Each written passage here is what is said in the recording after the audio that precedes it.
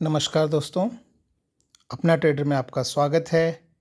आज इस वीडियो में हम एक न्यूज़ के बारे में बात करना चाहेंगे। सेबी ने अभी शेयर प्लेजिंग के रिगार्डिंग एक नया रूल निकाला है, जो कि 1 अगस्त 2020 से लागू होने वाला था, लेकिन अब उन्होंने उसे 1 महीने से एक्सटेंड कर दिया है। तो ये 31 अगस्त 2020 के बाद लागू होगा, यानी 1 सितंबर 2020 से लागू हो जाएगा ये सिस्टम। और इस वीडियो में हम बात करेंगे कि पुराना सिस्टम क्या था, नया सिस्टम क्या है और नए सिस्टम के क्या फ़ायदे हैं, सेबी से क्यों लेके आने वाला है। मैंने इससे पहले ज़ीरोधा में अपने शेयर्स को प्लेज कैसे करते हैं वो मैंने आपको बताया था, और अगर आपने वो वीडियो नहीं देखा तो यहाँ टॉप राइट में लिंक आएगा, तो वहाँ आप देख सकते हैं। यहाँ पे आपके जो होल्डिंग वाले जो शेयर होते हैं आप उनको प्लेज कर सकते हैं।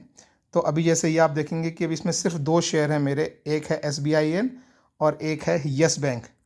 तो SBIN जो है वो एक पुराना शेयर है और यस बैंक मैंने सिर्फ कल ही ख़रीदा है। देखिए ये T1 दिख रहा है, मतलब डे 1 में ही है अभी। तो अभी हम जैसे प्लेजिंग के उस पर जाते हैं, अगर हम तो आप यहाँ पे जाके ये पोर्टफोलियो पे क्लिक करेंगे तो यहाँ आपको आपका पोर्टफोलियो खुलेगा, और इसमें अगर आप नीचे जाके देखेंगे तो ये देखिए यहाँ पे आपके शेयर हैं। ये SBI का 1 शेयर है और यस बैंक का 1000 शेयर है। जैसे मैंने बताया SBI का शेयर पुराना है, तो अगर मैं उस पर क्लिक करूँगा तो यहाँ पे मुझे प्लेजिंग का ऑप्शन मिलता है। लेकिन वही अगर मैं यस बैंक पे क्लिक करता हूँ तो आप देखेंगे कि यहाँ कहीं भी प्लेजिंग का ऑप्शन नहीं, क्योंकि अभी डे 1 में है। तो ये शेयर्स मेरे डिपॉजिटरी अकाउंट, या जिसे हम DP बोलते हैं, मेरे DP में अभी नहीं पहुँचे हैं। तो चलो ये तो बात हो गई कि प्लेजिंग कैसे किया जाता है करके, लेकिन अभी रूल क्या है। देखिए, जब आप शेयर को प्लेज करते हैं, जिसे आप यहाँ पे क्लिक करते हैं और लिखते हैं प्लेज फॉर मार्जिन, और जो भी शेयर, जैसे यहाँ एक क्वांटिटी है, अगर आप इसको यहाँ पे प्लेज क्लिक कर देंगे तो उसमें प्रोसेस क्या होता है। प्रोसेस ऐसा होता है कि आपके शेयर आपके DP से निकल के और ब्रोकर के DP में चले जाते हैं। तो आप समझिए, जब आप शेयर को प्लेज करते हैं तो वो आपके DP से निकल के ब्रोकर के DP में चले जाते हैं, और फिर ब्रोकर उसको जो है वो क्लियरिंग हाउस के पास प्लेज रख के और उसके अगेंस्ट जो है वो लेवरेज लेता है या मार्जिन लेता है। अब उसमें होता क्या है कि वो लेवरेज ब्रोकर को मिला है, तो बहुत सारे लोग ऐसे जो है वो अपने शेयर रख के और मार्जिन जो है वो लेते हैं, लेकिन कुछ लोग जो है हर दिन मार्जिन यूज़ करते हैं, कुछ लोग नहीं यूज़ करते हैं। तो काफ़ी सारा मार्जिन ब्रोकर के पास बचा रह जाता है, तो कई ब्रोकर उसका मिसयूज़ कर लेते हैं। तो या तो वो किसी को एक्स्ट्रा मार्जिन दे देते हैं, या उस मार्जिन से वो लोग खुद कोई ट्रेड ले लेते हैं। तो पास्ट में ऐसा हो चुका है कि कुछ 1-2 ब्रोकर्स ने जो है खुद ट्रेड लिया या किसी को ज़्यादा मार्जिन दे दिया, और उसकी वजह से जब घाटा हुआ तो इतना एक्सट्रीम घाटा हो गया कि ब्रोकर को बैंकरप्सी फाइल करनी पड़ गई। तो उस केस में क्या हुआ कि जो उनके DP में, यानी कि ब्रोकर के DP में जो शेयर थे वो क्लियरिंग हाउस ने बेच दिए। तो क्योंकि ब्रोकर ने कुछ मिस्टेक किया था, तो उसके शेयर क्लियरिंग हाउस ने बेच दिए।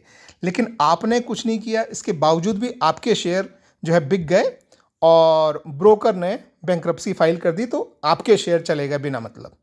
तो ये एक जो है वो बहुत बड़ा प्रॉब्लम निकल के सामने आया था, तो उसके लिए ये नए रूल बनाए हैं। और दूसरा एक और उसका जो फ़ायदा है वो अभी मैं आगे डिस्कस करूँगा। तो अभी नए रूल में क्या होने वाला है, नए रूल में आपके जो शेयर्स हैं वो आपके ही DP में रहेंगे, वो चेंज नहीं होंगे।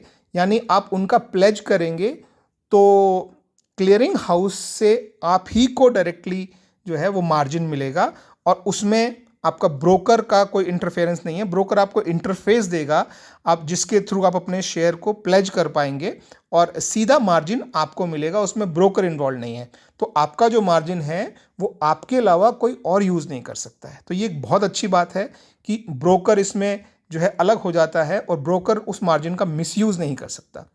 तो इससे जो मैंने आपको जो प्रॉब्लम पहले समझाई वो उसका निपटारा हो जाता है।